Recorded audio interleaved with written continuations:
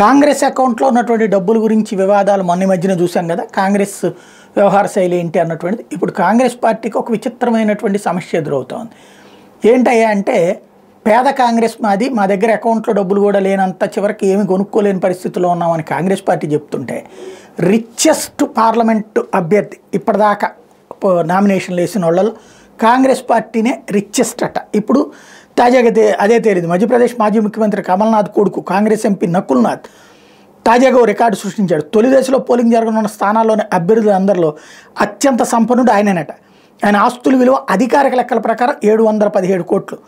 Association of democratic reforms ADR ఈ విషయాన్ని తేల్చి చెప్పింది. ఈ సంపన్న అభ్యర్థుల జాబితాలో తమిళనాడులోని ఈరోడ్ నుంచి పోటీ చేస్తున్న అన్నాడీఎంకే అభ్యర్థి అశోక్ కుమార్ 662 కోట్ల అధికారిక ఆస్తులతో ద్వితీయ స్థానంలో ఉంటే, శివగంగా బీజేపీ అభ్యర్థి దేవనాథన్ యాదవ్ 304 కోట్ల ఆస్తులతో తృతీయ స్థానంలో. లోక్సభ ఎన్నికల తొలి దశ పోలింగ్ ఏప్రిల్ 19 జరగబోతోంది. ఓటర్ల లెక్కింపు జూన్ 4వ తారీఖున జరగబోతున్నటువంటి నేపథ్యంలో ఈ పేద కాంగ్రెస్కి ధనికుడైనటువంటి అభ్యర్థి నెంబర్ 1గా కావడం, భారతదేశంలో నెంబర్ 1 కావడం అన్నటువంటిది ఇక్కడ విశేషం.